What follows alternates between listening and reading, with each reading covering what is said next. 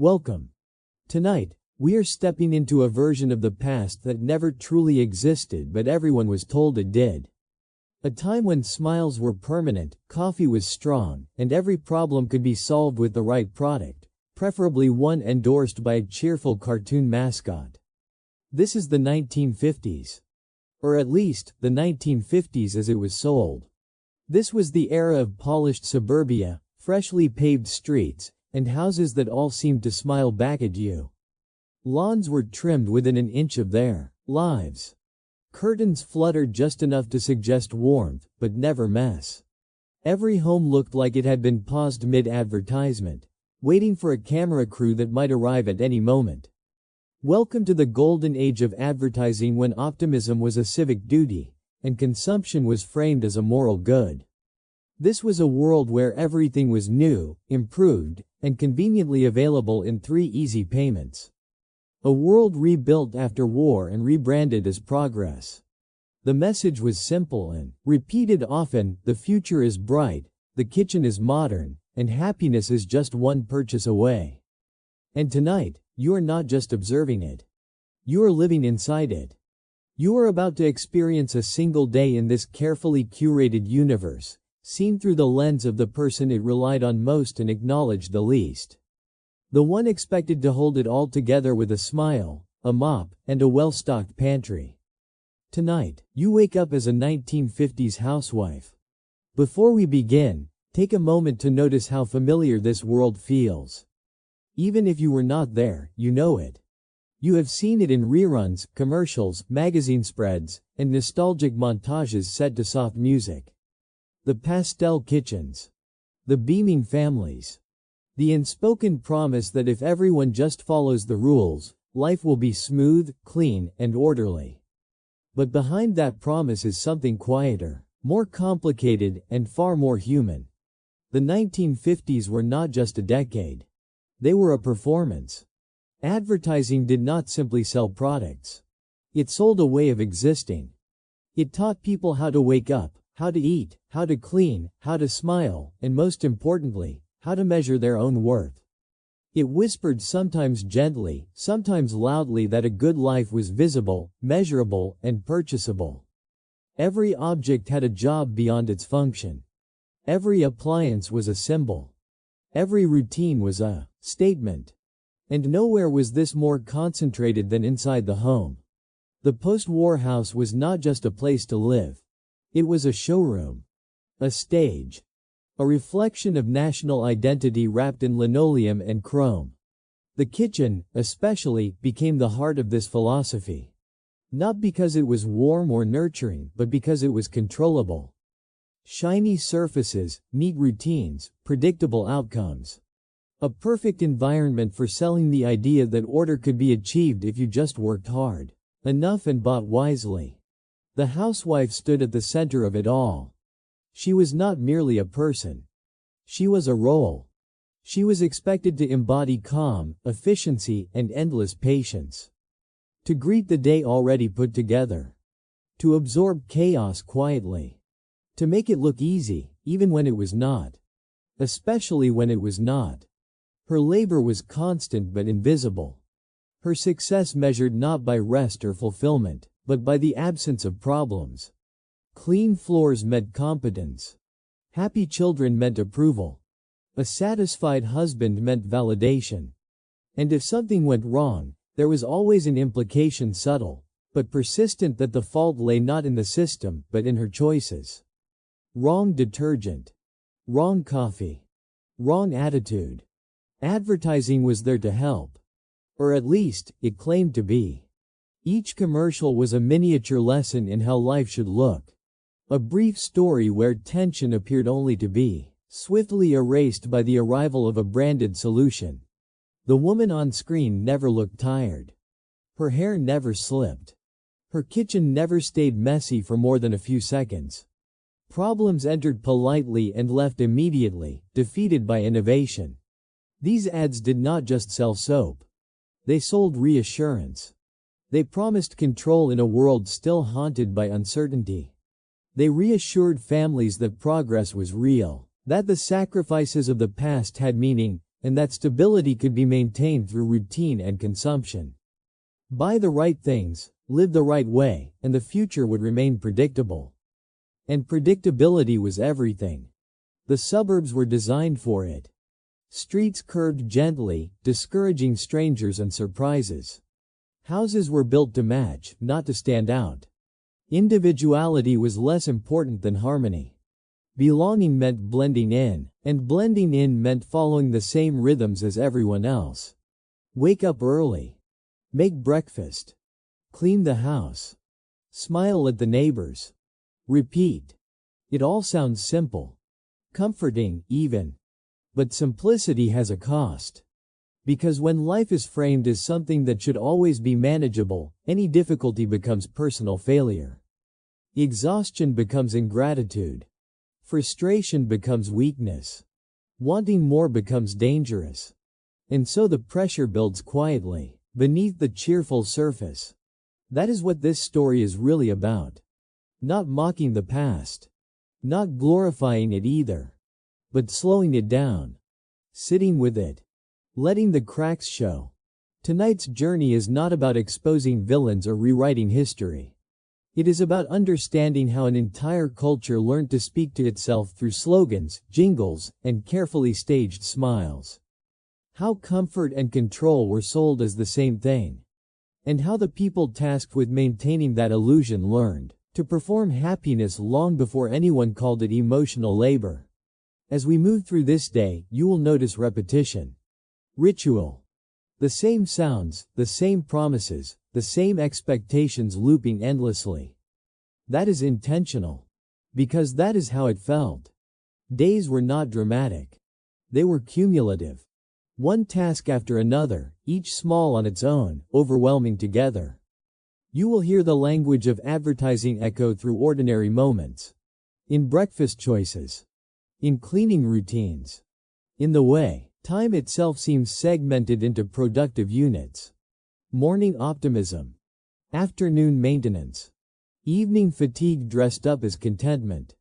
And through it all, there is a quiet question humming beneath the surface.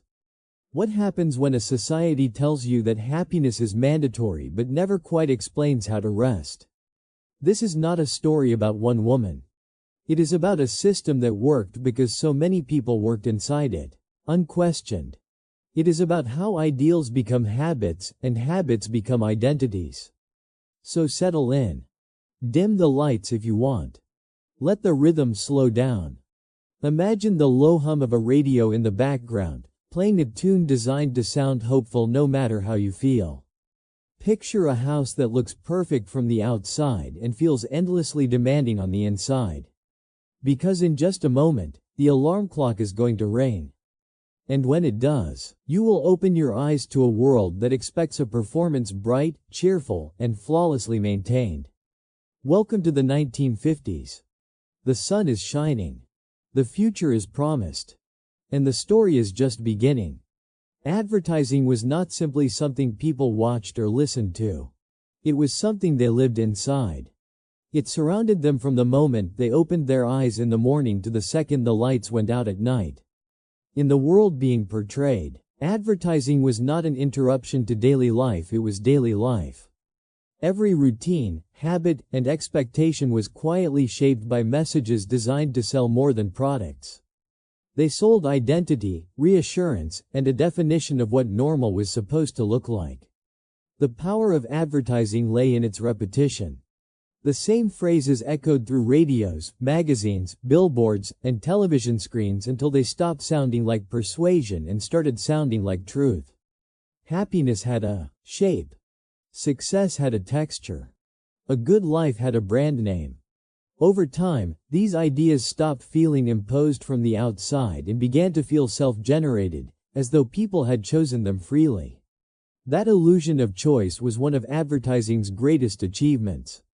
For women, especially housewives, advertising acted like a silent instructor. It taught them how to behave, what to desire, and what to fear. A clean kitchen was not just about hygiene, it was proof of moral character. A well-groomed appearance was not vanity. It was responsibility. Falling short was never framed as a result of exhaustion or circumstance, it was framed as a personal failure, easily fixed with the right purchase. There was always a product waiting to correct whatever felt wrong. Men, too, were shaped by these messages, though in different ways. Advertising defined masculinity through productivity, authority, and consumption. The right car, the right drink, the right aftershave all signaled control and success. A man who could provide these things was considered reliable. A man who could not was subtly reminded that improvement was available, conveniently packaged and ready to buy. Children were not excluded from this ecosystem. In fact, they were some of its most valuable participants. Advertising spoke to them directly, bypassing parental authority and appealing to imagination, excitement, and belonging. Products promised fun, popularity, and happiness, planting brand loyalty before critical thinking had a chance to form. Desire became something instinctive, almost automatic. What made advertising especially powerful was how seamlessly it blended into everyday environments. It did not shout all the time. Often, it whispered. It appeared as friendly advice in magazines, cheerful jingles on the radio, and smiling faces on television. It framed itself as a helpful guide, a companion offering solutions rather than demands. This friendliness made it difficult to resist. After all, who argues with something that claims to want the best for you? The language of advertising was carefully constructed to feel universal. Words like everyone, every home, and every family appeared constantly, implying that deviation was abnormal.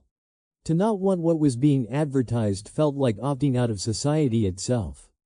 Conformity was not enforced through rules or punishment, but through the fear of being left behind. Over time, this constant exposure reshaped how people understood their own needs. Natural human emotions, fatigue, dissatisfaction, boredom, insecurity were reframed as problems requiring commercial solutions. Feeling tired meant you needed a better product. Feeling unhappy meant you had not found the right brand yet. There was little room to consider that these feelings might be normal or rooted in deeper issues. Advertising offered quick fixes, not reflection. Even moments meant for rest or connection became opportunities for consumption. Leisure was no longer just leisure. It was branded relaxation. Entertainment was inseparable from sponsorship. The boundary between content and commerce blurred until it nearly disappeared. Watching television meant watching advertisements, and advertisements often felt like part of the show. This environment created a feedback loop. Advertising shaped expectations, expectations shaped behavior, and behavior reinforced the success of advertising. The more people believed in these ideals, the more they acted on them. The more they acted on them, the more advertising appeared justified. It was a self-sustaining system that thrived on repetition and compliance rather than force. Importantly, advertising did not present itself as optional. It positioned itself as essential knowledge. Knowing which product to use meant knowing how to live correctly. Being informed was framed as being responsible. Ignorance was equated with negligence. This transformed consumption into a duty rather than a choice. The emotional core of advertising was reassurance. It promised certainty in an uncertain world. In a time of rapid social change, shifting roles, and underlying anxieties, advertising offered simple answers. Buy this, and things will be okay. Follow this routine, and life will stay manageable. The promise was not always happiness, but stability, and that was often enough.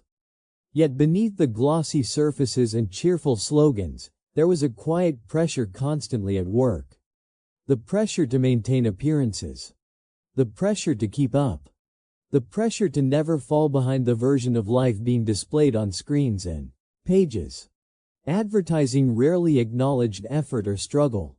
It showed outcomes, not processes. This made real life feel perpetually insufficient by comparison. The most effective advertisements did not feel like selling at all. They felt like reflections. People saw themselves or who they wished to be mirrored back at them. In that reflection, Flaws were gently highlighted and immediately paired with solutions. The message was subtle but persistent. You are almost enough, and this product will help you finish the job. Over time, this way of thinking became internalized. People began to advertise to themselves. They evaluated their own lives using the same metrics presented to them. Cleanliness, attractiveness, efficiency, and productivity became standards against which self-worth was measured. Advertising no longer needed to speak as loudly, because its voice had already been absorbed. In this sense, advertising succeeded not because it forced people to buy, but because it taught them how to want. It shaped desire itself, turning consumption into a language through which people understood themselves and others. To participate in society meant to participate in this language fluently. The result was a culture where identity and consumption were tightly intertwined. Objects were not just useful. They were symbolic. They signaled belonging, competence, and virtue. Owning the right things suggested that you were doing life correctly. Lacking them suggested something was missing, whether or not that was true. This system did not collapse under its own weight because it adapted. As soon as one desire was fulfilled, another was introduced. Satisfaction was temporary by design. The goal was not to make people content, but to keep them engaged. Contentment would end the conversation. Desire kept it going. What remains most striking is how normal all of this felt. Advertising did not announce itself as a force shaping society. It blended in, smiled, and offered help. And in doing so, it quietly redefined what it meant to live a good life one purchase at a time. Morning did not begin naturally. It began on schedule. The sound that pulled people out of sleep was rarely gentle. It was mechanical, precise, and authoritative. Alarm clocks were designed not just to wake the body, but to signal responsibility. Getting up on time was framed as a moral act, proof that you were disciplined, productive, and aligned with the rhythm society expected of you. From the very first seconds of consciousness, branding was already present. The alarm clock itself was an object of design and promise, marketed as reliable, modern, and essential. Even the act of waking up had been transformed into a transaction. You did not simply rise with the sun. You responded to a product that told you it was time to begin performing your role for the day. The bathroom became the first stage of this performance. Mirrors reflected not just faces, but expectations. Advertisements had already defined what a fresh morning look meant. Skin was supposed to appear smooth and awake. Hair was expected to fall into place, effortlessly. Fatigue was something to be corrected, not acknowledged. Each item on the sink carried an unspoken message. This is how you prepare yourself to be acceptable to the world. Toothpaste promised confidence. Soap promised cleanliness that went beyond hygiene, suggesting purity, respectability, and social approval. Even the scent of these products mattered. Smelling right was as important as looking right. Fragrance became a signal, an invisible badge that communicated readiness and competence before a single word was spoken. Clothing followed the same logic. Getting dressed was not simply about comfort or practicality. It was about alignment with an ideal. Fabric, color, and cut were all loaded with meaning. Advertisements made it clear which choices signaled success and which hinted at carelessness. A well-dressed person was assumed to be organized and trustworthy. A poorly dressed one risked being read as irresponsible. In kitchens across this world, the morning continued according to a script that felt personal but was anything but spontaneous. Coffee makers gurgled to life, fulfilling promises that had been repeated endlessly: energy, warmth, focus. Coffee was never just coffee. It was productivity in liquid form. It was patience, endurance, and emotional regulation, all wrapped in a comforting routine. Breakfast foods carried their own narratives. Boxes and labels spoke loudly, even when no one read them aloud. Words like wholesome, balanced, and energizing reassured families that they were starting the day correctly. The meal was less about listening to hunger and more about fulfilling an expectation. A proper breakfast meant you cared. Skipping it suggested neglect. The morning table itself became a symbol. It was supposed to represent unity, order, and stability. Advertisements showed smiling families gathered calmly, their lives synchronized and harmonious. Reality, of course, was messier. But the ideal persisted, hovering over each rushed moment and unfinished cup of coffee, quietly reminding everyone of the gap between what was happening and what was supposed to happen.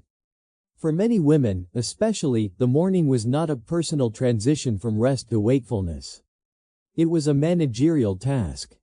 They were expected to orchestrate the entire household's beginning, ensuring everyone else was prepared before considering themselves ready. Advertisements praised this invisible labor while simultaneously making it look effortless. The message was clear: if it felt hard, you were doing something wrong. Time pressure was constant. The clock moved forward regardless of readiness, and the morning routine had to keep up. Products promised to save minutes, reduce steps, and simplify tasks. Convenience became a selling point, but also a trap. The faster things moved, the more efficiency was expected. Saved time was never truly free. It was quickly filled with new obligations. The language surrounding mornings emphasized freshness and optimism. Each day was framed as a clean slate, a chance to do things right this time. This idea was comforting, but also demanding. If every morning was a new beginning, then every failure felt self-inflicted.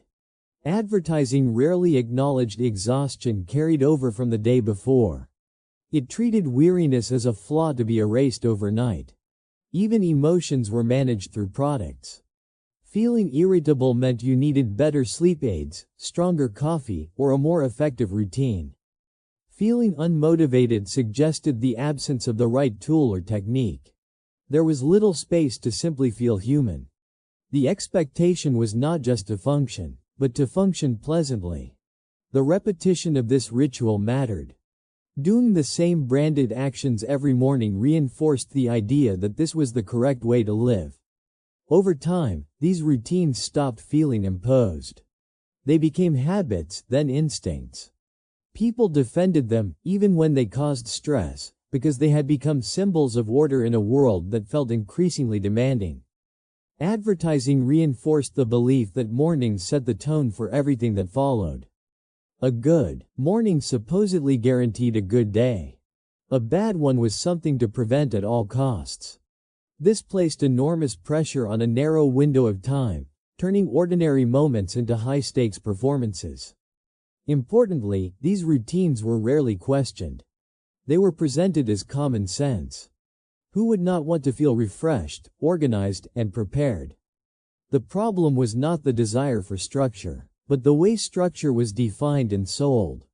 The right morning was one that relied heavily on consumption, turning self-care into a checklist of purchases.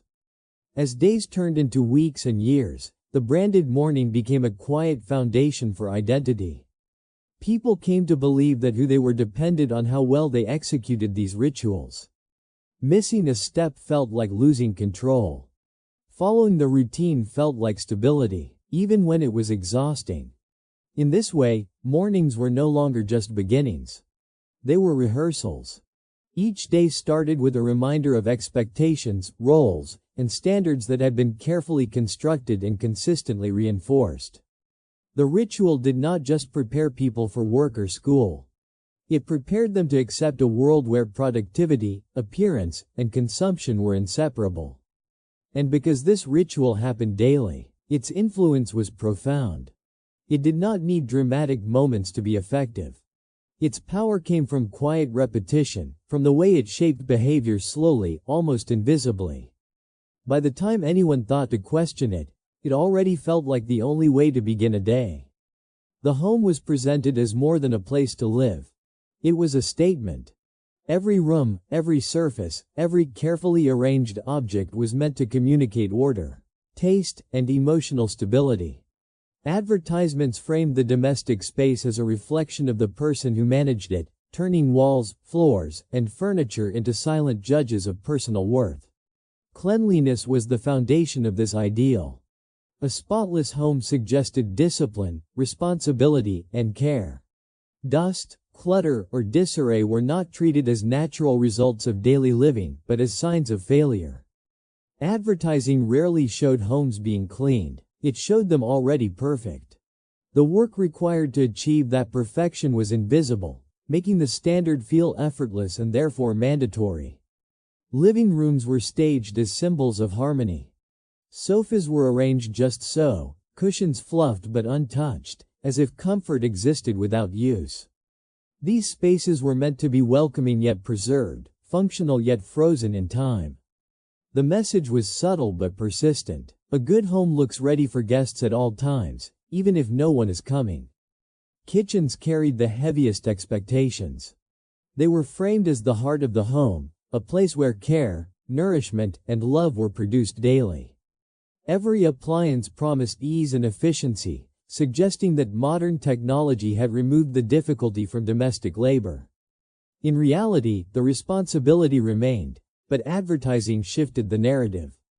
If the kitchen felt overwhelming, the problem was never the workload, it was the absence of the right tools.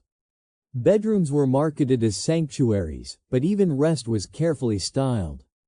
Beds were perfectly made, sheets smooth and untouched, as if sleep itself needed to look presentable. Advertisements suggested that true rest required specific products, from mattresses to lamps to curtains. Relaxation became another curated experience, dependent on consumption rather than circumstance. Bathrooms were transformed into spaces of control and renewal. Gleaming tiles, spotless mirrors, and neatly arranged products conveyed a sense of purity and order. These images suggested that daily routines could wash away not just physical dirt, but emotional disorder as well. A clean bathroom implied a clean life, free from messiness or unpredictability. What these idealized spaces shared was an absence of real life. There were no signs of stress, fatigue, or accumulation. Toys did not linger on floors. Laundry did not pile up. Shoes were always placed neatly by the door. The home existed in a permanent state of readiness, untouched by the chaos of daily routines. This absence created a quiet tension between reality and expectation. For those responsible for maintaining these spaces, the pressure was constant. The home was never truly finished. There was always another surface to wipe, another object to rearrange, another standard to meet. Advertising encouraged the belief that perfection was attainable, just one more purchase away. Satisfaction was always temporary, because the ideal was always moving.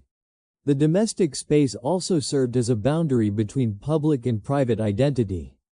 A well-kept home was proof that appearances could be managed, that chaos could be contained.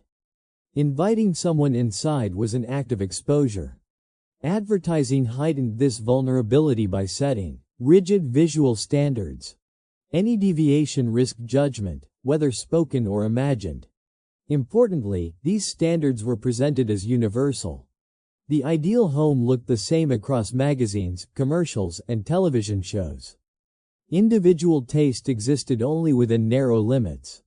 Variation was allowed, but only as long as it remained recognizable and safe. True difference was discouraged, framed as impractical or undesirable. Technology played a key role in reinforcing these ideals. New appliances promised to simplify life, but they also raised expectations. Faster cleaning meant cleaner results were expected more often. Improved storage meant clutter was less acceptable. Progress did not reduce responsibility. It intensified it. Each innovation quietly increased the baseline of what was considered normal. The emotional weight of these spaces was rarely acknowledged. A home could feel suffocating when it was never allowed to look lived in. The constant effort to maintain appearances turned private spaces into workplaces where evaluation never stopped. Advertising celebrated pride in one's home, but rarely addressed the exhaustion that accompanied it. Windows and lighting were used symbolically. Bright, open spaces suggested optimism and transparency. Darkness or shadow implied neglect. These visual cues reinforced moral associations with cleanliness and order. A bright home was a good home. A dull one suggested something was wrong, even if nothing truly was. The idealized domestic space also shaped family dynamics. Children were expected to fit neatly into the environment, their messes managed and minimized. Partners were expected to appreciate the results without seeing the effort behind them. Gratitude was implied, but rarely depicted. The labor remained invisible, reinforcing the idea that it was simply part of the role.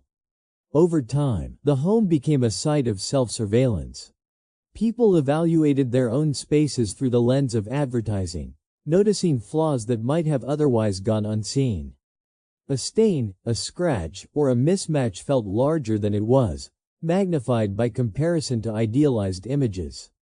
The home stopped being a refuge and became a measuring stick. Despite this, the ideal remained compelling. There was comfort in the idea that order could be achieved, that a controlled environment could provide stability in an uncertain world. Advertising tapped into this desire skillfully, offering visual calm as a solution to deeper anxieties. The promise was not just cleanliness but peace. Yet peace was conditional. It depended on constant maintenance, ongoing purchases, and sustained effort. The moment attention slipped, the illusion cracked. Dust returned. Clutter accumulated. The ideal demanded vigilance, not rest. This made the domestic space a paradox, a place meant to offer comfort, yet structured around obligation. What advertising ultimately sold was not a home, but a performance of domestic success. The space was less about living and more about signaling competence, care, and conformity. It suggested that a well-managed environment reflected a well-managed life, regardless of how the people inside actually felt. In this way, the idealized domestic space became a quiet source of pressure. It shaped daily behavior, influenced self-perception, and reinforced social expectations without ever needing to speak directly.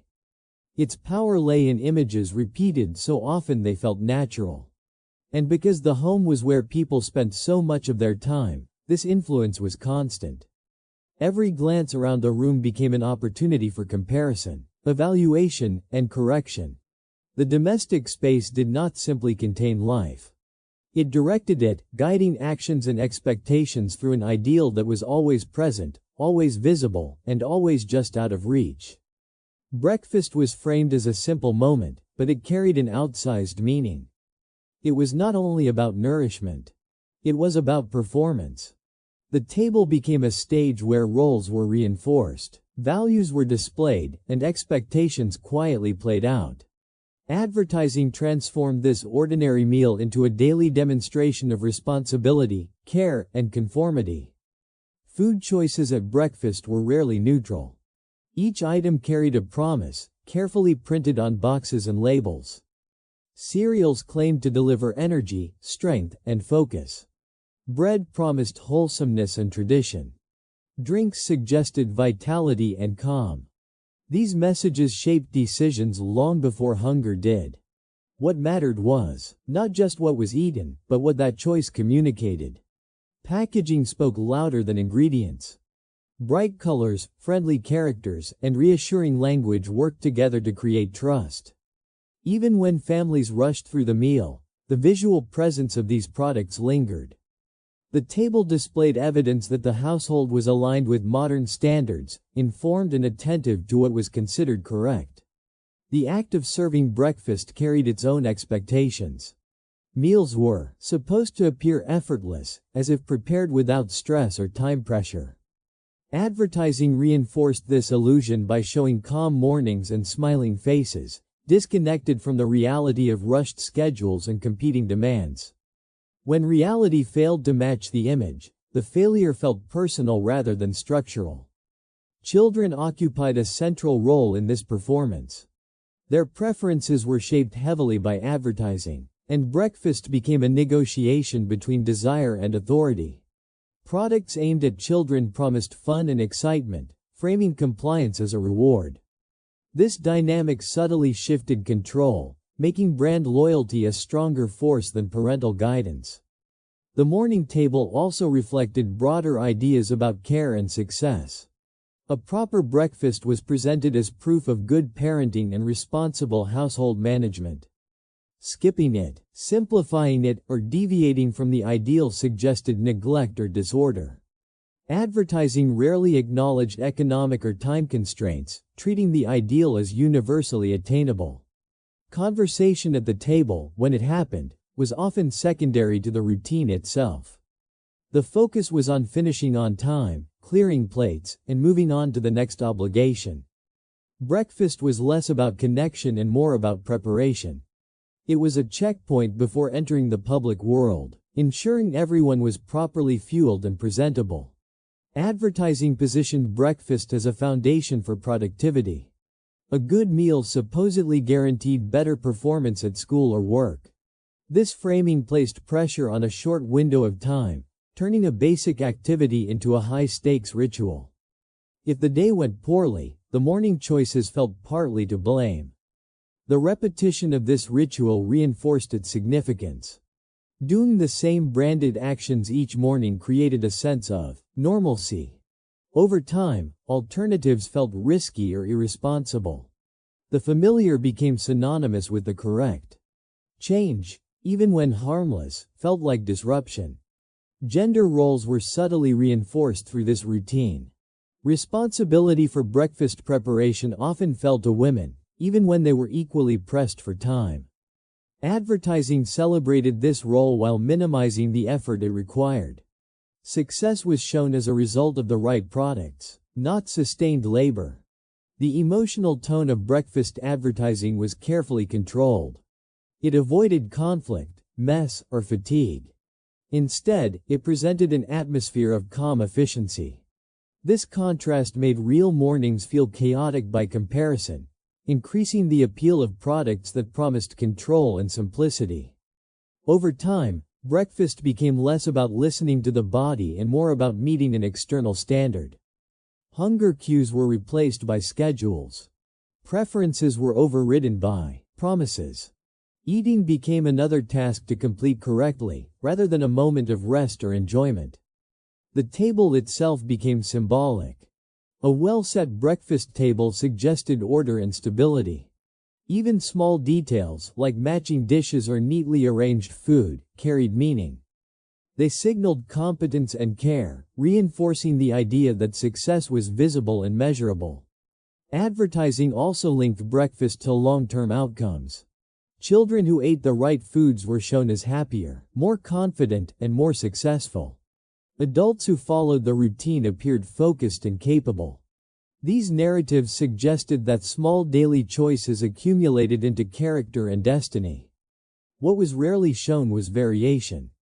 Cultural differences, personal tastes, and unconventional routines were largely absent.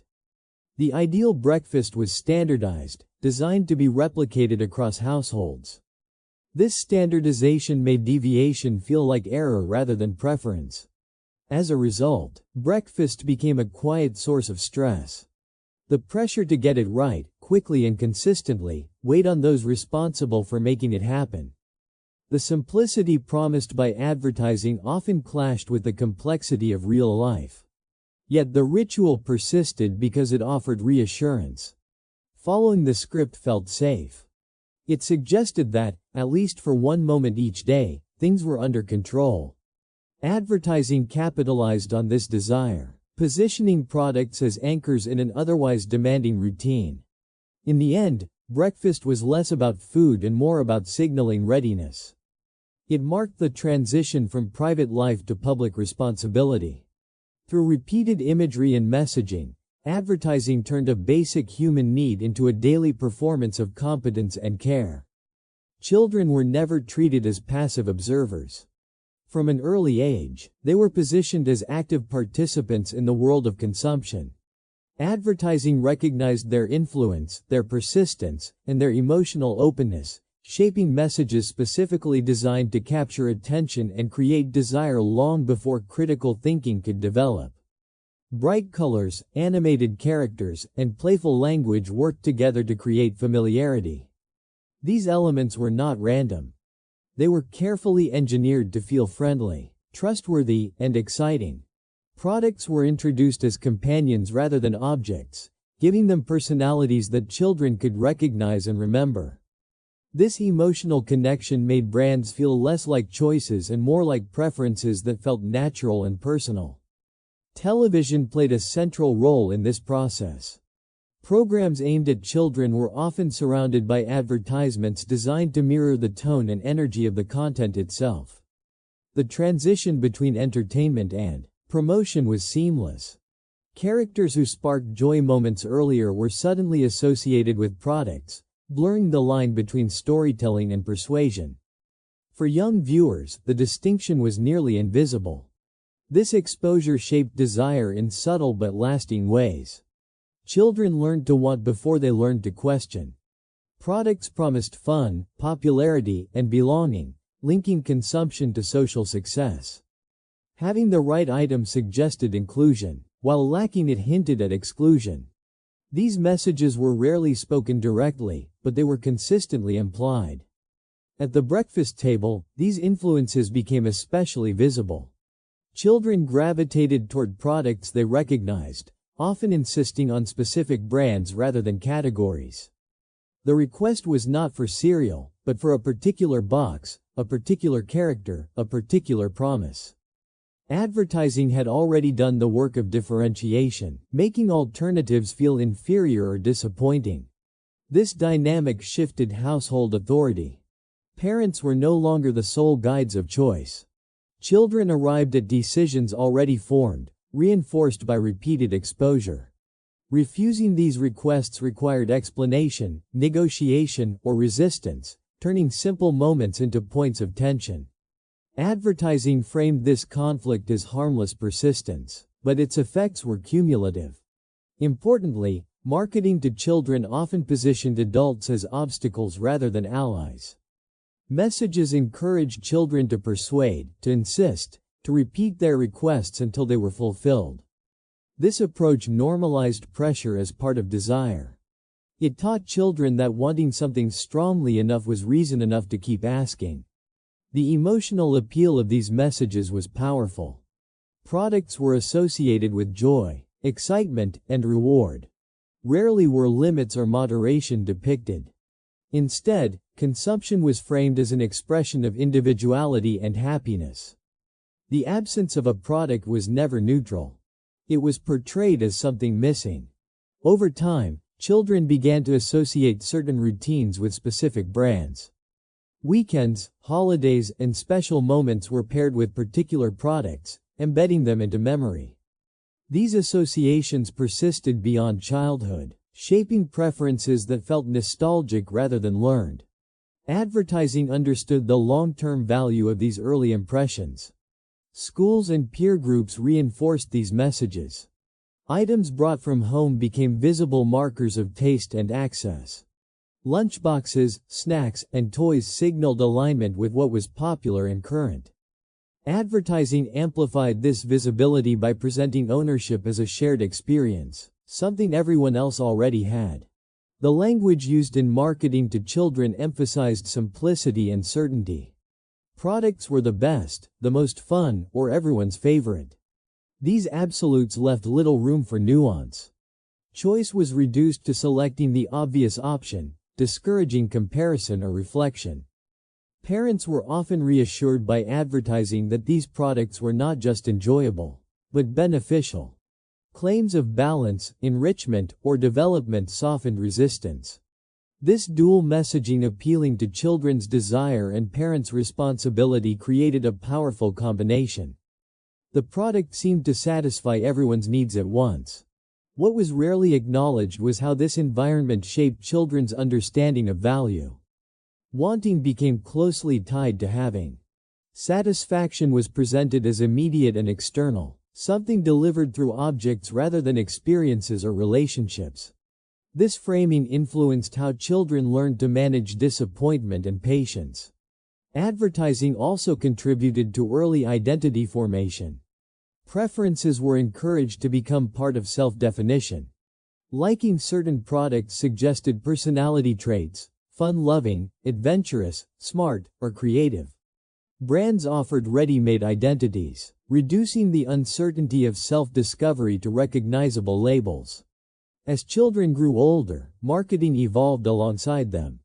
Characters became trends, and trends became lifestyles. The same logic persisted, only refined. Desire was continuously refreshed, ensuring that engagement never truly ended. What began as playful interest matured into habitual consumption. The normalization of this process made it difficult to question. Marketing to children was framed as entertainment, not influence. Its presence felt inevitable, woven into media and culture so thoroughly that absence seemed unrealistic.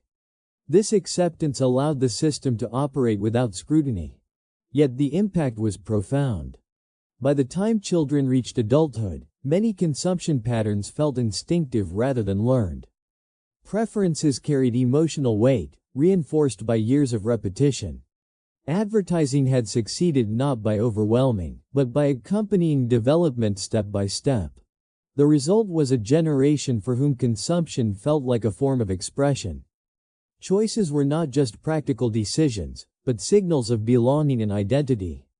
This foundation made later advertising more effective, as it built on desires already shaped and habits already formed. In this way, children were not merely future consumers.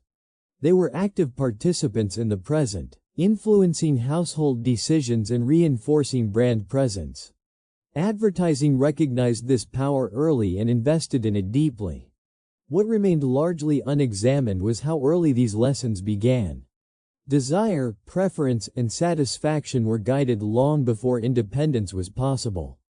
By the time autonomy arrived, the framework was already in place. And because this process unfolded gradually, it rarely felt intrusive. It felt normal. It felt fun. It felt like growing up. That familiarity was its greatest strength, ensuring that the influence of advertising would extend far beyond childhood, quietly shaping choices for years to come. Coffee was never just a drink. It was a promise made every morning, repeated countless times throughout the day. Advertising framed it as a solution, a small ritual capable of restoring balance, patience, and control. In a world that demanded constant alertness and composure, coffee became the approved way to keep going. The imagery surrounding coffee was deliberate.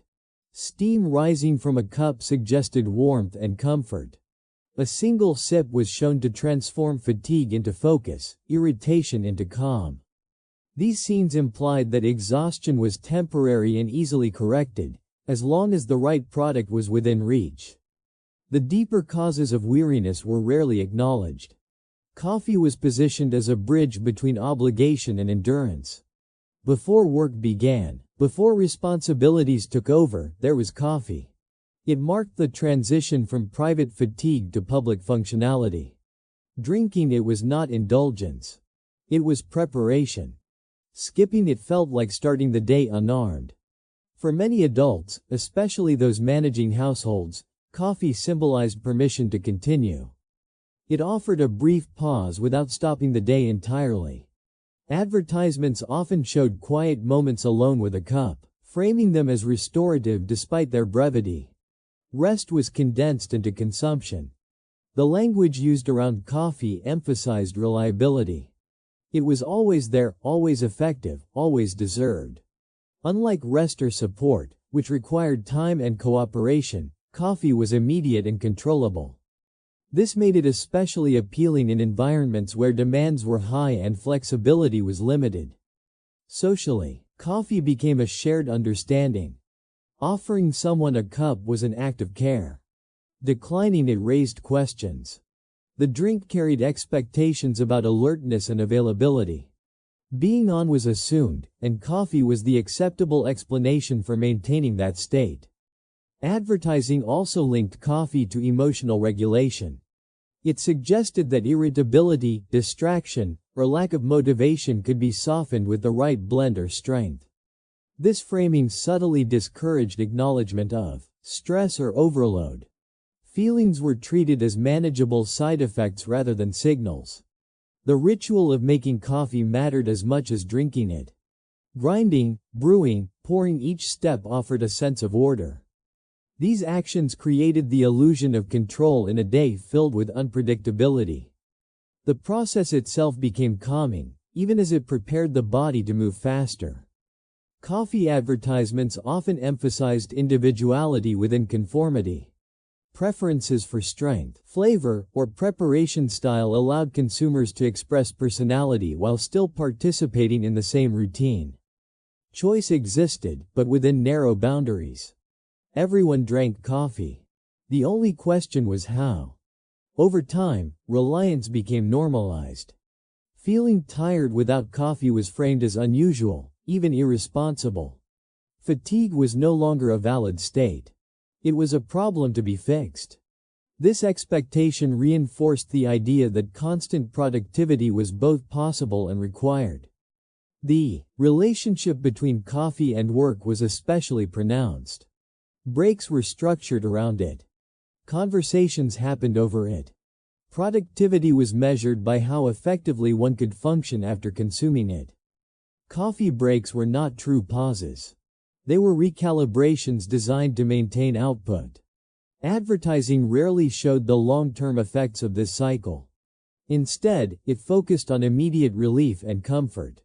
The promise was always short-term. Feel better now, keep moving. There was no invitation to slow down or reconsider the pace of life itself. Coffee also carried cultural meaning. It symbolized adulthood, responsibility, and resilience. Transitioning from sweet drinks to coffee marked a shift in identity. Drinking it signaled readiness to handle pressure, even when that pressure was excessive. In domestic settings, coffee served as emotional glue. It smoothed tensions, created moments of shared calm, and offered a socially acceptable reason to pause. These benefits were real, but they were framed as products of consumption rather than connection. The repetition of this ritual reinforced its importance. Day after day, coffee became embedded in routine so deeply that imagining a morning without it felt unsettling. Dependence was reframed as tradition, making it feel comforting rather than concerning. Advertising capitalized on this by linking coffee to nostalgia and familiarity. Brands positioned themselves as companions through life stages, always present, always supportive. This emotional framing deepened loyalty and reduced questioning. Yet beneath the warmth and comfort lay a quiet expectation: keep going. Coffee did not challenge the demands placed on individuals. It enabled them. It allowed systems of constant productivity to persist by masking their impact on the body and mind. The promise of coffee was never rest, but relief. It did not suggest stopping, only continuing with less discomfort. This distinction mattered. By offering temporary comfort, it delayed the need for deeper change. In this way, coffee became a symbol of adaptation rather than resistance. Instead of adjusting workloads or expectations, individuals adjusted themselves. The burden shifted inward, managed privately through routine and consumption. What made this especially effective was how normal it felt. Coffee culture was celebrated, joked about, and shared. Dependence was framed as relatable rather than problematic. The ritual became part of collective identity. Over time, the cup itself became reassuring. Holding it, smelling it, feeling its warmth created a sense of readiness. Even before the first sip, the ritual promised improvement. Belief played as much a role as chemistry. Advertising understood this and leaned into it. The story was never just about taste or quality. It was about how coffee made life manageable. It positioned the product as a quiet partner in endurance. As long as demands remained high and rest remained limited, coffee's role stayed secure. It filled a gap created by expectations that outpaced human capacity. Rather than questioning those expectations, advertising encouraged individuals to adapt. And so coffee remained, cup after cup, day after day. A small comfort, endlessly repeated. Not a solution, but a support. Not an answer, but a habit that made the question easier to ignore.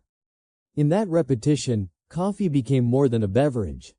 It became a symbol of how modern life learned to cope, not by slowing down, but by finding ways to keep moving. Housework was framed as something that had been solved. Advertising presented it as a problem of the past, neatly handled by modern products and clever innovations. Floors stayed clean, clothes stayed bright, and surfaces shined effortlessly. The message was clear: progress had arrived, and domestic labor was no longer something to worry about. This promise was built on images of simplicity. A single swipe, a quick pour, a short cycle. Work was reduced to gestures, and effort was minimized or erased entirely. The labor itself disappeared from view, replaced by before and after scenes that skipped over the time, repetition, and physical strain involved. The result looked magical, as if cleanliness happened on its own. In reality, the work remained. It always had. What changed was how it was perceived. Housework was no longer framed as demanding or time-consuming. It was framed as manageable and light. When the experience did not match the image, the gap was attributed to personal inefficiency rather than unrealistic expectations. Progress was defined narrowly. New products promised faster results, better performance, and less visible effort. Each improvement raised the standard. Cleaner floors became expected more often. Whiter clothes became the baseline. Reduced effort did not lead to reduced work. It led to higher expectations. What once counted as acceptable quickly became insufficient. The language surrounding housework emphasized ease. Words like simple, quick, and no fuss appeared repeatedly. These descriptors suggested that anyone struggling was overcomplicating things. Difficulty was reframed as user error, not a sign that the workload itself might be unreasonable. Technology played a central role in sustaining this myth. Appliances were marketed as time-saving miracles, yet their presence often increased the volume of work. Faster washing meant more frequent washing. Better storage meant more organization was expected. Convenience compressed time but expanded responsibility. Housework was also framed as a source of pride. Advertising suggested that a well-maintained home reflected personal values and competence. Completion of tasks brought satisfaction, not exhaustion. This emotional framing made it harder to admit fatigue or frustration, because the work was supposed to feel rewarding. The invisibility of housework reinforced this pressure. Cleanliness was noticed only when it was absent. Success meant nothing looked out of place.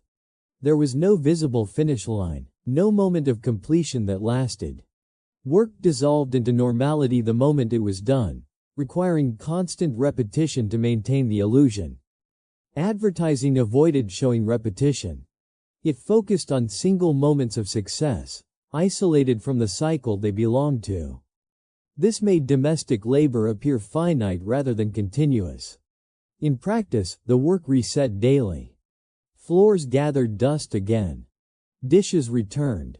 Laundry accumulated. The promised sense of done never truly arrived. This cycle shaped expectations within households. Tasks were assumed to be manageable, even minimal, because advertising said they were. When the work consumed time and energy, it was often misunderstood or underestimated by others. Effort remained unseen, and appreciation became optional rather than necessary. Progress was also linked to morality. A clean home suggested discipline and care. Falling behind suggested laziness or neglect. Advertising rarely acknowledged competing demands, such as paid work, caregiving, or personal rest. The standard applied equally, regardless of circumstance. The emotional cost of this framing was subtle but persistent. Feeling overwhelmed was internalized as failure. The idea that products had simplified everything made it difficult to justify struggle. If the tools were modern, then the problem must be personal. Housework also became more fragmented. Specialized products divided tasks into smaller units, each with its own solution. Floors, windows, fabrics, and surfaces all required different treatments. This specialization increased complexity while presenting itself as precision. Managing the system became part of the labor. The promise of effortlessness also discouraged collective solutions. If the work was easy, there was no need to redistribute it. Responsibility stayed concentrated, often unspoken, carried by those who had always done it. Advertising maintained this imbalance by portraying housework as naturally aligned with certain roles rather than shared obligation. Time-saving claims masked time displacement. Minutes saved in one task were absorbed by others. The total workload remained largely unchanged, but it was spread thinner across the day, making it harder to identify and easier to dismiss.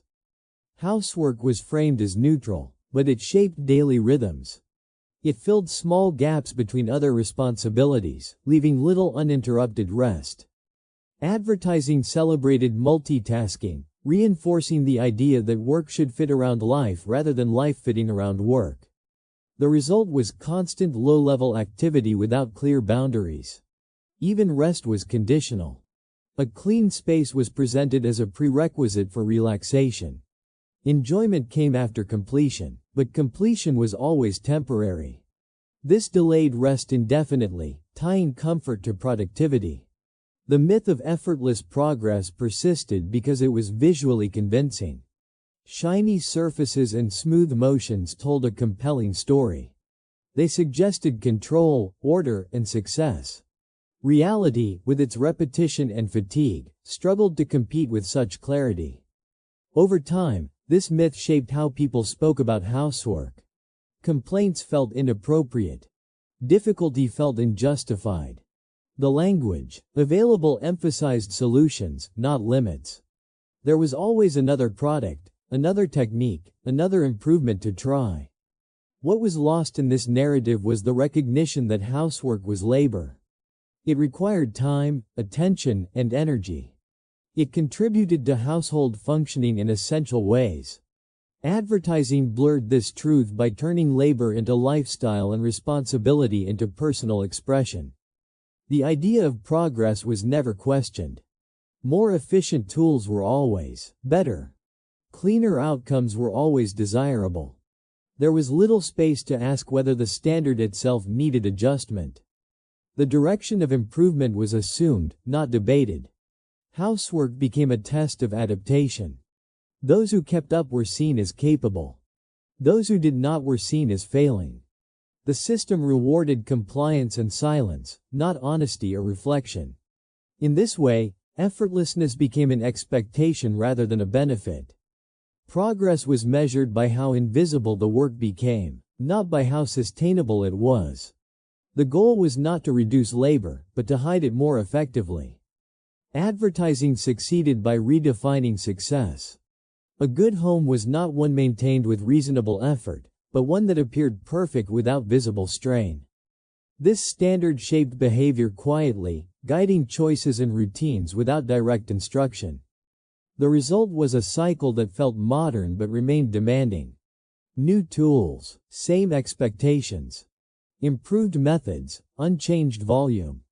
The promise of ease kept people moving forward, even when the relief never fully arrived.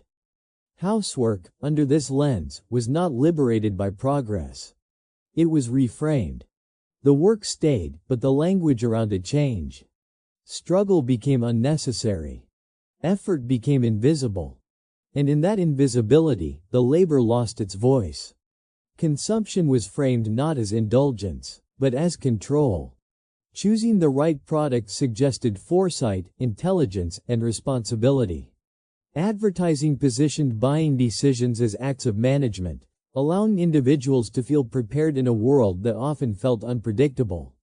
Control was not achieved through slowing down or setting limits, but through selecting correctly. This sense of control began with choice. Shelves filled with options created the impression of freedom. Different brands, sizes, and promises implied that every need could be precisely met. In practice, the range of choices often followed the same logic, offering minor variations on the same solution. Still, the act of choosing felt empowering. Coupon clipping, catalog browsing, and comparison shopping were presented as signs of smart behavior. Saving money through consumption reinforced the idea that spending wisely was a form of mastery. Even restraint became a product of the system, folded back into the act of buying itself. Advertising emphasized preparedness. Stocked pantries, organized cabinets, and labeled containers suggested readiness for any situation. Having the right items on hand meant fewer surprises, fewer disruptions. The home became a controlled environment, buffered against uncertainty through accumulation. This framing extended beyond practical needs. Emotional reassurance was tied to ownership. Possessing certain items offered comfort, even when they were rarely used. The presence of products symbolized security, suggesting that potential problems had already been addressed. The illusion of control was strengthened by routine. Regular purchasing cycles created predictability. Buying the same products repeatedly reduced decision fatigue and reinforced familiarity. Consistency felt like stability, even when the underlying demands remained unchanged. Advertising also linked consumption to self-improvement. Products promised better organization, efficiency, and confidence.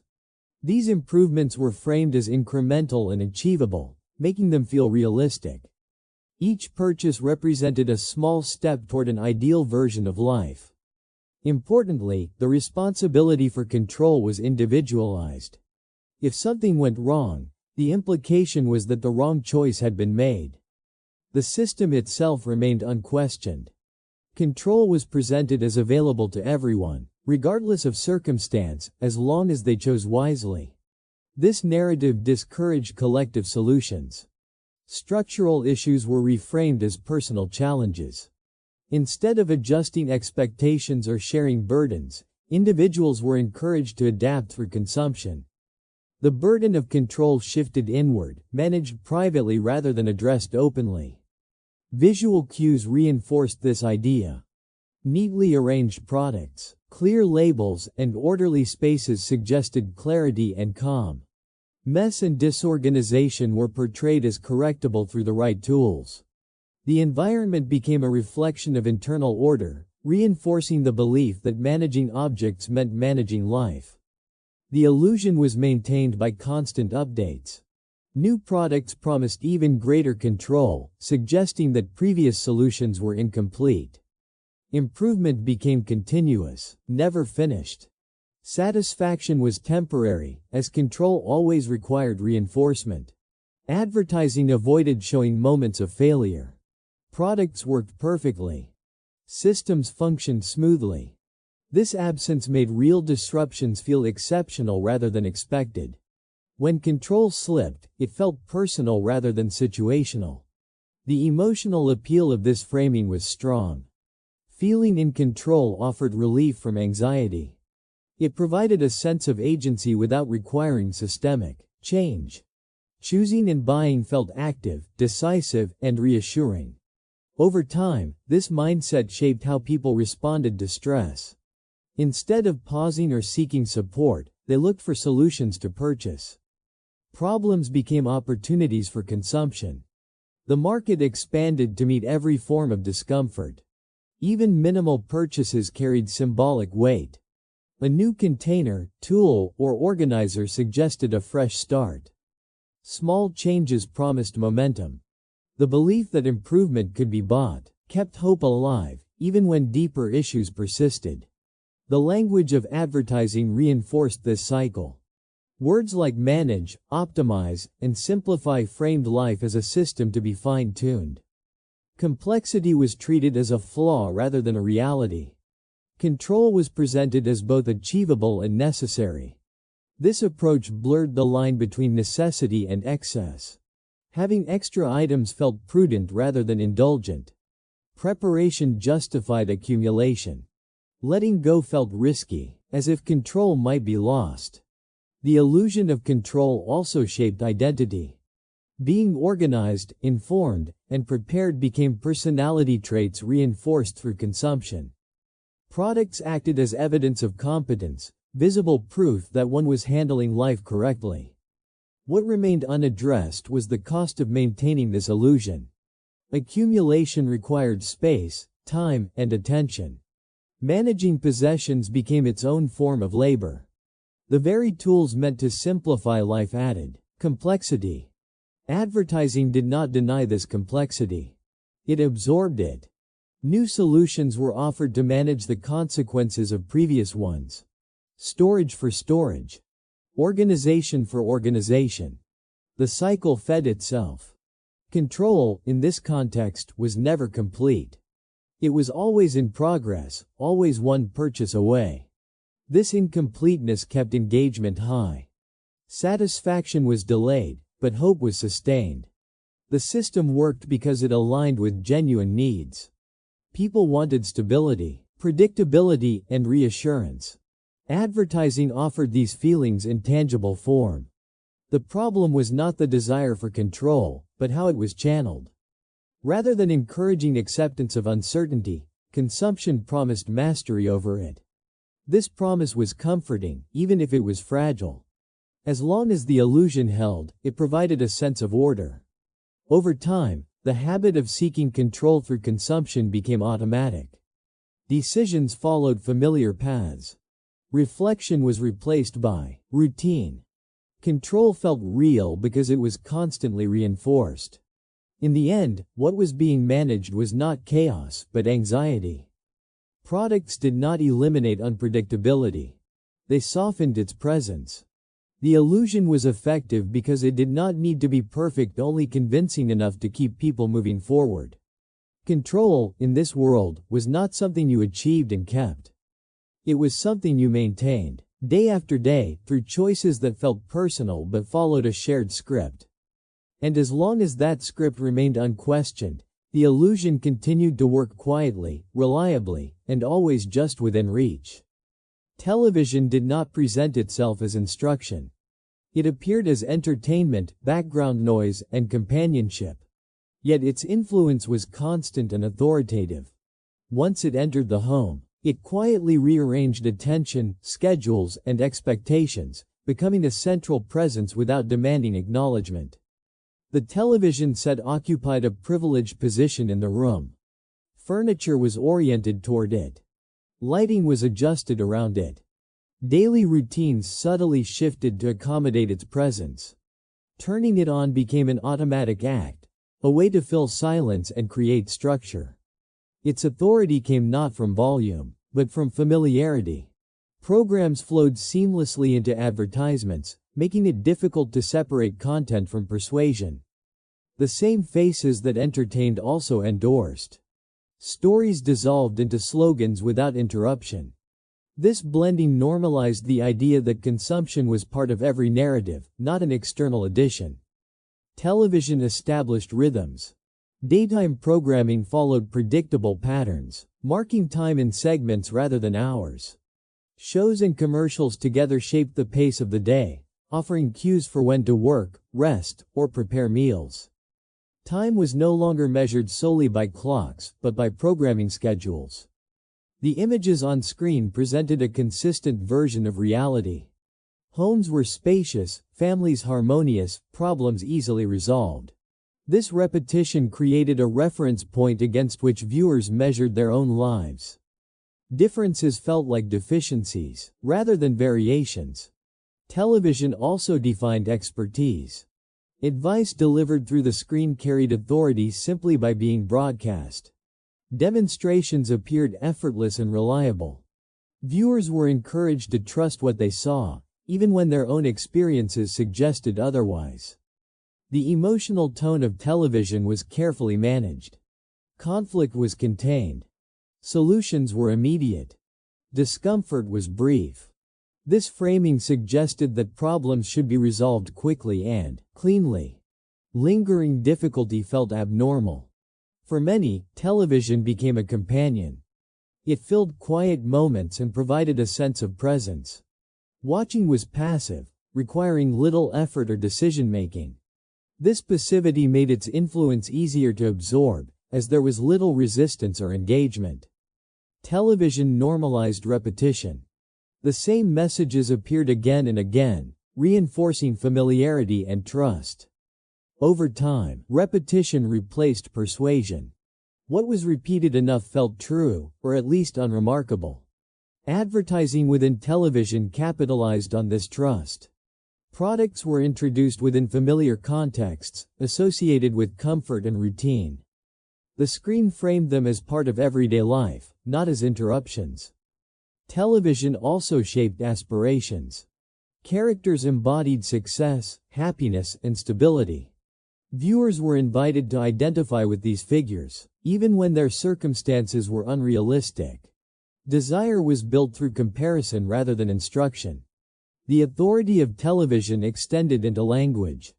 Catchphrases, slogans, and references entered daily speech. This shared vocabulary reinforced a sense of belonging and cultural alignment. Quoting television became a form of social connection. Importantly, television rarely invited reflection. Content moved quickly, discouraging pause or critique. The flow was continuous, carrying viewers from one message to the next. This momentum reduced opportunities for questioning. Television also managed attention. It decided what was visible and what was not. Certain experiences were highlighted, others ignored. Absence became as influential as presence. What was not shown slowly faded from consideration.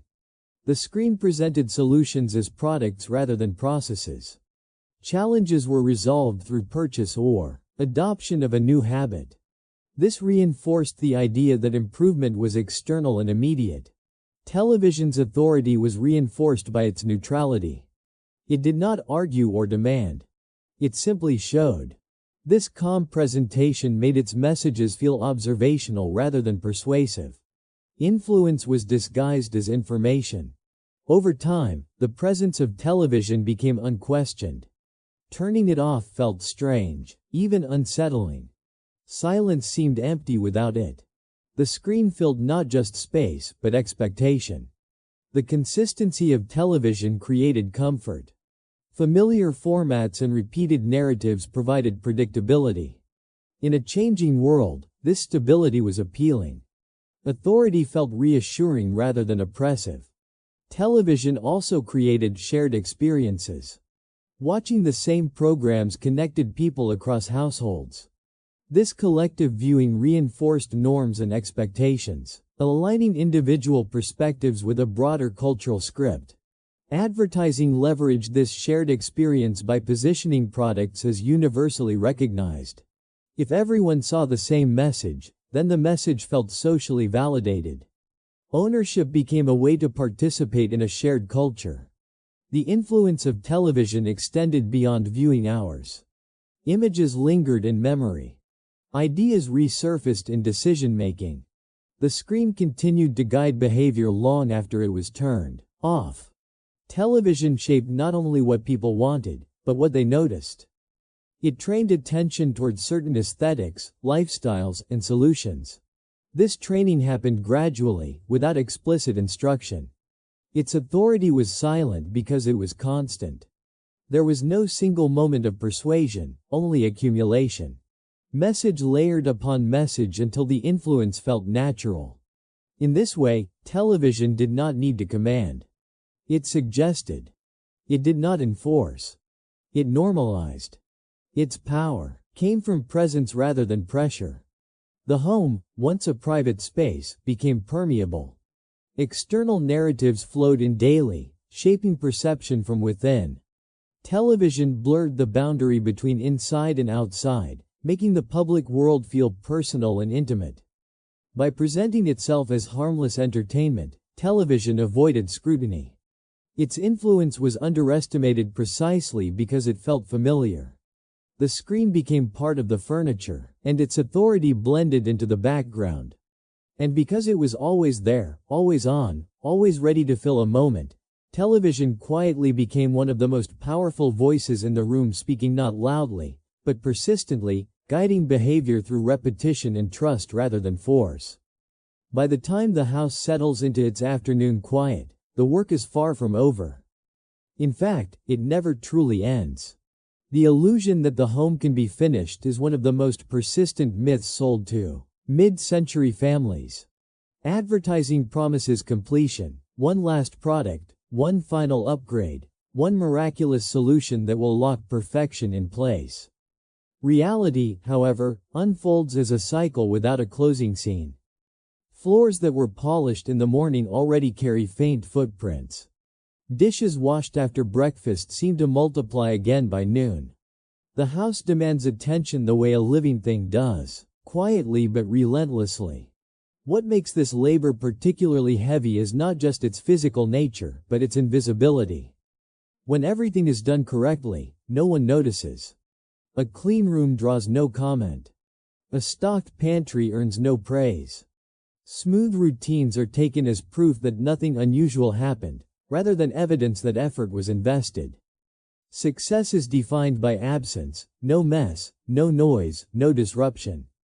The moment something becomes visible, a spill, a wrinkle, a forgotten task, it is treated as failure rather than as a natural consequence of living. Advertising culture reinforces this silence. Commercials show gleaming homes maintained by smiling figures who appear untouched by fatigue. The process is erased. Products glide across surfaces, stains vanish instantly, and the person using them remains perfectly composed. There is no sweat, no repetition, no sense of time passing. This visual language trains viewers to believe that good homes simply exist, and that maintaining them is effortless if the right products are used. When real life does not match this image, the blame quietly shifts onto the person doing the work. The labor itself is fragmented into countless small actions, each too minor to be recognized on its own. Straightening a cushion. Wiping a counter. Folding a towel. These actions rarely appear in full narratives because they do not build toward a visible climax. They reset rather than progress. Yet together, they consume hours, days, entire lifetimes. Their cumulative weight is enormous, but because they leave no lasting mark, they vanish from memory almost as soon as they are completed. Time behaves differently inside this cycle. There is no clear beginning or end, only maintenance. Unlike work that produces a finished object or measurable outcome, domestic labor preserves a state that constantly tries to decay. Cleanliness is temporary. Order is fragile. The moment attention shifts elsewhere, entropy resumes its slow advance. This creates a subtle psychological pressure. Rest feels undeserved because something can always be improved, fixed, or prepared in advance. The idea of efficiency, heavily promoted during the era, adds another layer to this burden. Instructional manuals and advertisements encourage doing tasks faster, better, and more systematically. Charts, schedules, and routines promise to optimize the household like a factory line. On paper, this appears empowering. In practice, it raises expectations. When tasks are supposed to be easier, struggling with them feels like personal inadequacy. Speed becomes a moral value. Slowness suggests failure. This pressure extends beyond physical chores into emotional management. Maintaining harmony, anticipating needs, smoothing over tensions, these forms of labor are equally constant and equally unseen. They do not leave tangible evidence, but they shape the atmosphere of the home. Silence during conflict, cheerful conversation during stress, calm responses despite exhaustion, all of these require effort. Yet they are rarely acknowledged as work. They are simply expected. Television and magazines reinforce the idea that a well-run home reflects character rather than labor. Cleanliness becomes a sign of virtue. Order suggests discipline. Calm implies happiness. When these qualities are absent, judgment follows quickly. The system leaves little room for complexity or rest. There is no space to admit that maintaining appearances is draining, or that perfection is unsustainable. The standard remains fixed, even as circumstances change. Over time, this creates a disconnect between effort and recognition. When labor goes unnoticed, motivation erodes. The work continues not because it is rewarding, but because stopping would be visible. A messy room draws attention. A clean one fades into the background.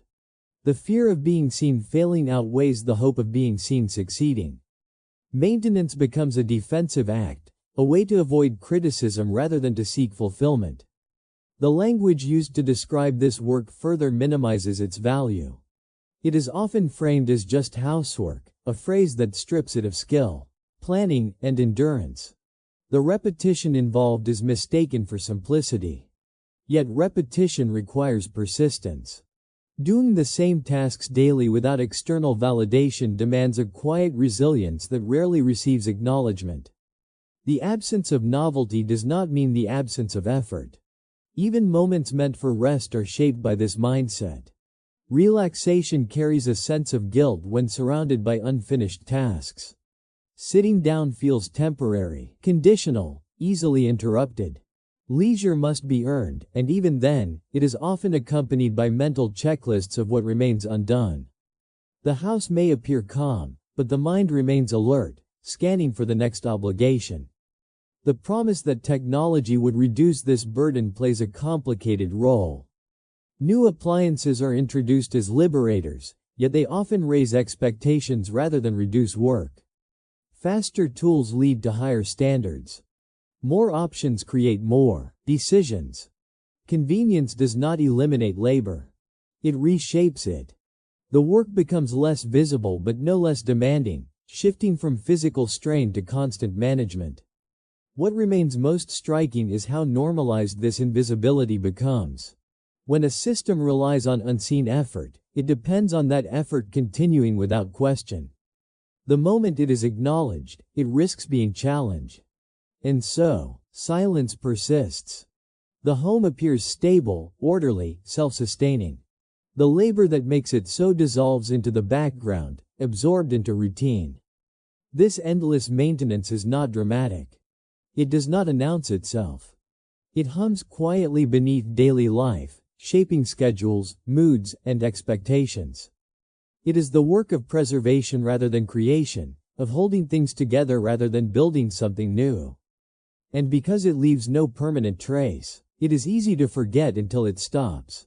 When maintenance pauses, disorder becomes visible almost immediately. Dust settles. Clutter accumulates. Tension rises. Only then does the scale of the labor reveal itself, not through what it produced, but through what it prevented. The absence of chaos is its true achievement. Yet even this revelation is brief. Once order is restored, the effort disappears again, returning to silence. In this way, invisible labor becomes both essential and undervalued, central and ignored. It sustains the image of stability while receiving none of its credit. It asks for endurance without applause, consistency without recognition. And within the polished surfaces and calm routines of mid-century domestic life, it remains one of the most powerful forces shaping everyday existence, quiet, constant, and unseen. What ultimately emerges from this carefully polished world is not just nostalgia, but a subtle critique woven into everyday routines. The culture of the 1950s presents itself as confident and assured, certain that progress has a clear direction and that happiness can be engineered through the right choices. Beneath this confidence, however, lies a system built on constant reassurance, one that must repeatedly convince people that they are doing well while quietly reminding them that they could always do better. Consumer culture during this period does not rely on force or fear. It operates through suggestion, repetition, and normalization. The message is rarely explicit. Instead, it appears in small, persistent signals, the smile that accompanies a product, the calm tone of authority in advertisements, the promise that improvement is always just one purchase away. Over time, these signals form a shared language that shapes expectations without announcing itself as control. One of the most powerful aspects of this system is how seamlessly it blends desire with duty. Wanting a better product is framed as responsible behavior.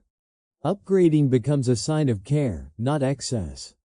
Choosing the right brand is portrayed as an act of love for one's family, a way of proving attention and devotion. Consumption is no longer optional or indulgent. It becomes moral. To refuse it feels like neglect. This framing removes space for questioning.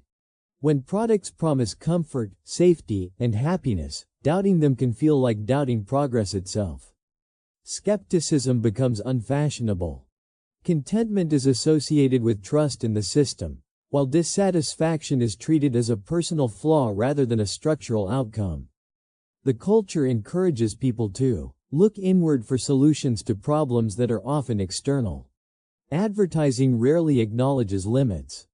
There is no suggestion that enough might ever be enough. Satisfaction is temporary by design, fading just as a new solution appears. The cycle depends on gentle dissatisfaction, carefully maintained. The goal is not misery, but restlessness, a low-level sense that something could be improved, refined, upgraded. This feeling keeps attention focused outward toward products and promises, rather than inward toward genuine fulfillment. What makes this especially effective is its emotional subtlety.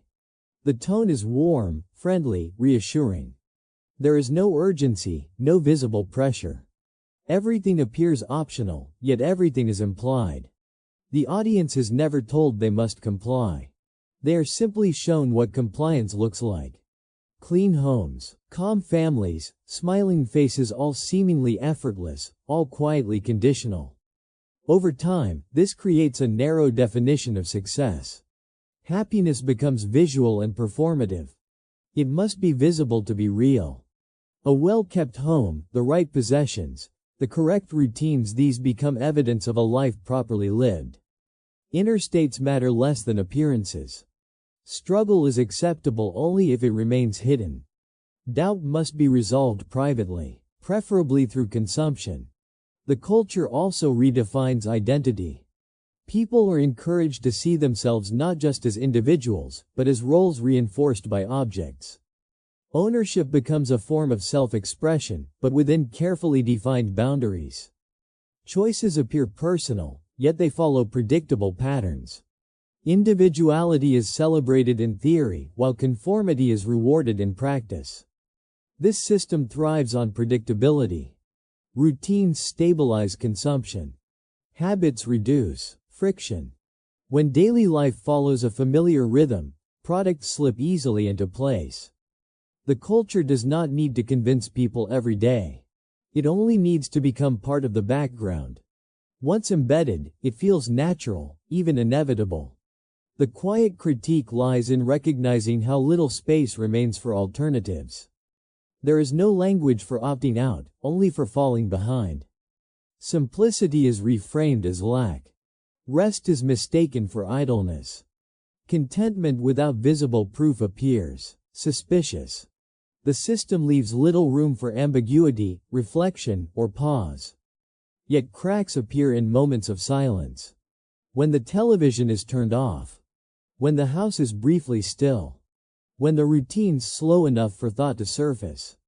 In these moments, the promises lose some of their shine.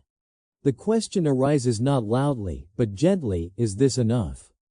And if it is, why does it feel like it never lasts? The culture anticipates this doubt and offers answers quickly. Another product. Another improvement. Another small adjustment. The system does not collapse under questioning. It absorbs it. Doubt becomes another opportunity for engagement. Even dissatisfaction is monetized, transformed into motivation rather than resistance. What remains striking is how little coercion is required. The system functions because it aligns itself with hope. It promises ease, stability, belonging. It speaks the language of care and progress. Criticizing it feels almost impolite, as though one were rejecting generosity rather than examining structure. The critique, therefore, cannot be loud or confrontational. It emerges through contrast between promise and experience, image and effort, satisfaction and repetition. It appears in the exhaustion behind the smiles, the endless maintenance behind the polished surfaces, the silence surrounding invisible labor. These are not failures of individuals, but features of a culture that equates worth with output and happiness with appearance. Looking back, the power of this consumer culture lies not in its products, but in its worldview. It teaches people how to measure themselves, how to define success, how to interpret discomfort. It narrows the range of acceptable emotions and responses, encouraging optimism even when it feels forced, gratitude even when it feels hollow. This critique does not deny the comforts the era provided. Many innovations genuinely improved daily life. The issue is not progress itself, but the belief that progress alone is enough. When material improvement becomes the primary solution to emotional and social needs, deeper questions are postponed rather than answered. In the end, the story of this culture is not one of deception, but of seduction. It invites participation through familiarity and reassurance. It asks for trust, not obedience. And for many, it delivers just enough comfort to make resistance feel unnecessary. Yet beneath the polished imagery, the constant maintenance, the invisible labor, and the quiet pressure to perform happiness, a different truth lingers. Fulfillment cannot be endlessly deferred. Identity cannot be fully purchased. And a life built entirely around consumption eventually begins to ask for something more. This is where the critique rests, not in condemnation, but in awareness. By noticing the patterns, the expectations, and the silences, the illusion softens. The world no longer appears inevitable. It becomes constructed. And once something is seen as constructed, it can be questioned. The legacy of 1950s consumer culture is not confined to history. Its echoes remain familiar, its rhythms recognizable. But understanding its foundations allows a different relationship with it, one less driven by automatic compliance and more by conscious choice. The critique is quiet because it must be. Loud rejection would have been dismissed. Subtle observation, however, lingers. It stays with the audience, not as an argument, but as a feeling that something does not fully add up. And in that small gap between promise and reality, reflection begins. When we step back and look at the full picture, what stands out is not a single product, invention, or decade, but a pattern of thinking that quietly shaped everyday life. The world presented to families promised stability, comfort, and certainty, yet it relied on constant motion beneath the surface. Maintenance never ended. Satisfaction never fully settled. Improvement was always framed as ongoing, never complete. This culture did not fail because it was cruel or overtly controlling. It succeeded precisely because it felt kind, reasonable, and familiar. It wrapped its expectations in warmth and optimism, making participation feel natural rather than imposed. People were not forced into routines. They were gently guided into them, encouraged to believe that following the script was simply the best way to live well. Understanding this does not require rejecting the past or dismissing the comforts it provided. Instead, it invites a more thoughtful relationship with the present. Many of the same patterns continue. Today, polished images, endless upgrades, invisible labor, and the quiet pressure to perform a version of happiness that looks right from the outside. The language may change, the technology may evolve, but the underlying structure often remains recognizable. By noticing these patterns, we gain something valuable: choice. Awareness creates space to pause, to question, and to decide which expectations truly serve us and which ones quietly drain us. It allows us to separate comfort from fulfillment, appearance from meaning, routine from purpose. History matters not because it is distant, but because it echoes. When we recognize how carefully constructed certain narratives are, we become less likely to accept them without reflection. And in that reflection, there is room for a more honest, balanced way of living, one that leaves space for imperfection, rest, and genuine contentment. Thank you for taking the time to explore this story today. If you found it thoughtful or insightful, feel free to share your perspective in the comments. And as always, thank you for watching. We will see you in the next story.